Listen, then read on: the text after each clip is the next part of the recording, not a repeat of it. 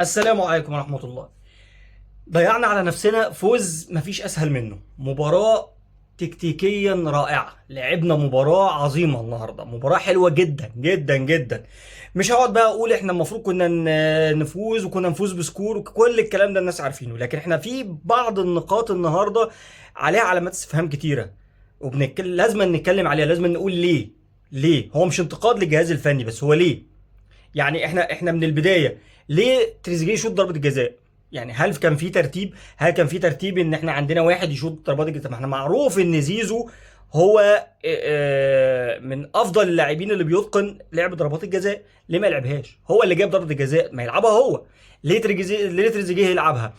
هل فعلا اللي بيتقال ان تريزيجيه ما كانش هو المفروض انه يلعبها والجهاز الفني كان رافض ده وهو لعبها من دماغه؟ لا، هنا يستحق العقاب. لازما عقوبة تنزل عليه. هو بقى كابتن الفريق مش كابتن الفريق، لازما عقوبة تنزل عليه. زيزو كان عامل اداء كويس جدا، ليه زيزو يطلع؟ يعني انا بكل القوى العقليه كده انا اطلع زيزو وانزل قفشه ليه؟ يعني انا مش فاهمها. تمام. الحاجه التانيه، زيزو ليه ما كانش بيلعب ناحيه اليمين؟ انا عندي تريزيجيه الناحيه التانيه. اضم زيزو مع تريزيجيه ليه؟ طب ما انا اخلي يبقى عندي جبهه هناك وجبهه هنا واعمل ضغط. ليه ما كانش زيزو موجود في ناحيه اليمين اللي هو اصلا بيتقن اللعب فيها بشكل كبير؟ ليه؟ دي من ضمن الاسئله اللي احنا بنستفسر عنها. ليه ينزل حسين الشحات اللي هو خلاص حسين الشحات شطب من زمان؟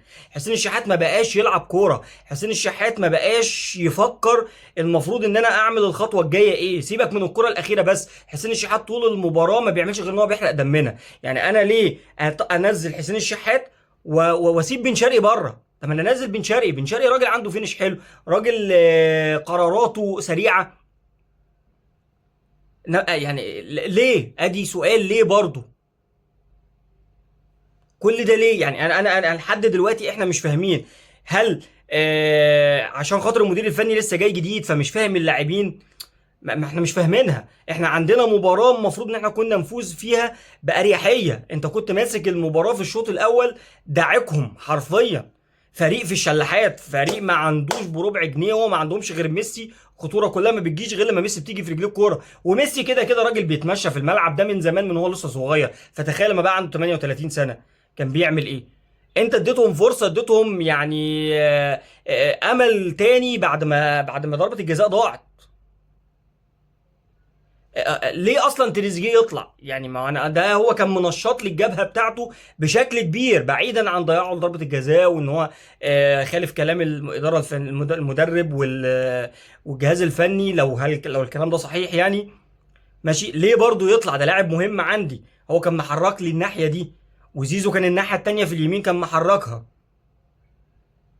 قرارات عجيبه احنا مش فاهمينها تماما.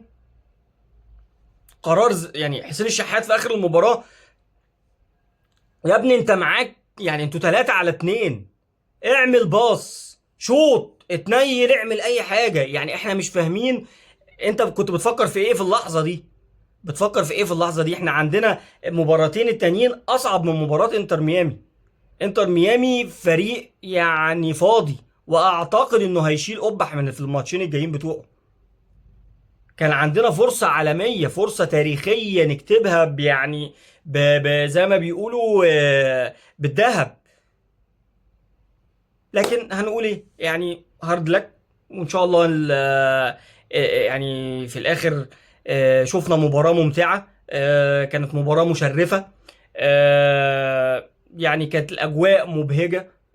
يعني كفاية ان ده شرف لينا. طبعا قبل كل الكلام ده كله تحية عظيمة للجمهور اللي كان في المدرجات.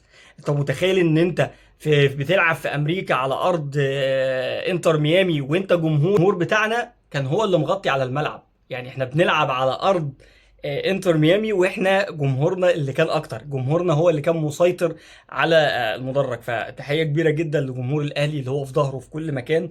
حتى لما رحنا قارة تانية خالص كنا الاكبر والافضل. نتمنى ان شاء الله المباراتين الجايين نقتنص على الاقل 3 نقاط تاني، على الاقل. يعني نفوز ماتش ونتعادل ماتش يا جماعة. ان شاء الله خير باذن الله. وكل التوفيق، والاهلي دايما مشرفنا ومشرف الكل. وسيبنا من الناس اللي دماغتها تعبانه، على راي شوبير، المحليين اللي على قدهم. سلام.